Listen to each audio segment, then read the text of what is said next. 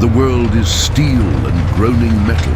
Inside the Kliment Voroshilov heavy tank, the air is thick with the stench of diesel and sweat. This 48-ton beast is not advancing, it is sinking, a prisoner of the Lithuanian marshland. Every lurch of the hull throws the crew against the hard steel interior, a brutal reminder of their powerlessness. Through the commander's narrow vision slit, the world is a disorienting smear of morning mist and mud. Movement.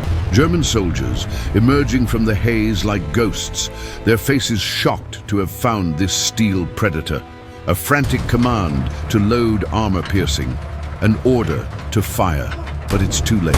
A brilliant muzzle flash blossoms in the mist, and the high-pitched scream of an anti-tank shell closes the distance in an instant.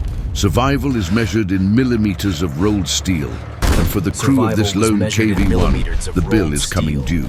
The world explodes in a flash of white, a new scar of defiance carved into their armor.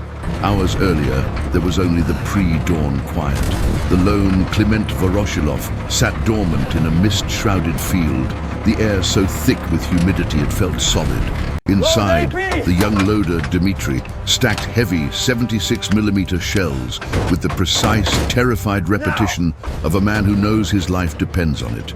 His commander, Ivan, a veteran whose exhaustion was etched into his face, watched him. With a grim nod, he slapped the tank's thick interior wall. A dull, reassuring thud. This old beast had thick skin. They called it the Klim Voroshilov. Not fast, not elegant, but forged for a single purpose, to endure. German anti-tank rounds would often just scratch the paint. For the men inside, this armor was their faith. As the day broke, the mission began. They advanced into the fog, a solitary dark shape crawling through a vast muddy sea. The only sounds were the rhythmic squeal of steel treads and the low growl of the engine. On the radio, the battle raged elsewhere, distorted calls for support swallowed by static. They were hunting, but in the featureless landscape, they felt hunted. In these treacherous wetlands, the greatest enemy was not the German, it was the earth itself. Stagnant water and black mud began to seep through the floor plates, a sign that the ground was claiming them. A sudden, violent jolt, and all forward momentum ceased. The engine roared in a desperate, high-pitched scream, tracks spinning uselessly. They were sinking, and it was then, through the periscope, that Ivan saw it. A German supply convoy and light tanks emerging from the mist. His gun fired, and the enemy tank erupted. But in that moment of victory, they had revealed themselves. The incoming shell struck the turret with the force of a titan's hammer. It didn't penetrate.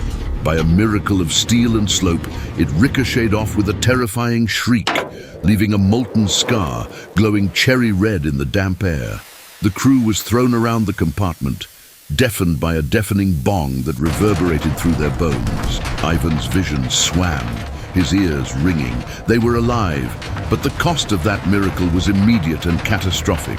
The gunner, young Dmitri, yelled that the sight was clear, but the turret traverse was stuck. The impact had jammed the ring. Sparks erupted from a control box. The electricals were fried. They were a stationary pillbox with a gun that couldn't turn. A critical failure. Ivan's mind raced. He slammed his fist against the periscope housing and roared an order to the driver below. Pivot the tank. Bring the hull to bear. The driver, his hands gripping the steering levers, poured power into the engine. The V2K diesel screamed as the RPM needle buried itself in the red. But deep in the engine compartment, overstressed gears gave way. A primary gear shattered and a horrific bone-jarring crunch filled the tank. The engine stalled with a gut-wrenching final gasp. Silence. The driver's voice came back, defeated. The transmission was shot. They were not moving. Immobile. Turret jammed. A steel coffin. As this new reality set in, the radio crackled to life. It was Pavel, from the platoon's T-34, his voice a mask of terror. "Volk, we're hit. Turret is gone. The fire." Ivan spun his periscope, finding his friend's tank. It was a burning wreck. He watched in horror as two crewmen engulfed in flames were cut down by German infantry rising from hidden foxholes. Pavel's desperate scream tore through the static. "They're all over us. For Stalin's sake, suppress them. Fire on my position." But his plea was cut off by the sharp click of the command channel. A cold, authoritative voice, the political commissar, overrode the frequency. "All units forward to the objective. Do not stop for damaged tanks. The motherland demands victory." The order was clear. Leave Pavel and his men to die. Preserve the superior, albeit crippled, KV-1. Ivan stared at the radio speaker. In one ear, his friend begged for his life. In the other, the party demanded his abandonment. He could see the German anti-tank gun reloading, its dark muzzle pointed directly at him. He looked at Dmitri, whose young, fearful face was waiting for the command that would decide their fate. Pavel's voice came one last time, a weak, resigned whisper. "Volk, please." The choice was made. Ivan's eyes, no longer exhausted, burned with a cold, defiant resolve. He flicked on the intercom, ignoring the commissar's channel. "Manual traverse, now!" Dmitri lunged for the greasy hand crank. The gears, stiff and damaged, groaned in protest. He threw his entire skinny body into the effort, his knuckles scraping raw against the turret wall, staining his tunic with fresh blood. The massive gun moved with agonizing slowness. It was too slow. The German gun commander was raising his hand to fire. "It's no good, comrade commander!" Dmitri screamed. "I can't get on target!" Ivan made his final, desperate gamble. "Driver, hull traverse, to the right, now!" The driver understood the insane command. With the transmission shattered, he engaged the brake on the right track. The engine gave a final, tortured howl as all its remaining power went to the left. The entire 47-ton tank shuddered and pivoted just a few precious degrees in the mire. It was enough. The main gun was aligned. "Fire!" Ivan roared. Dmitri slammed the firing pedal. The high-explosive shell detonated in the middle of the German infantry, a massive eruption of fire and mud that silenced the battlefield.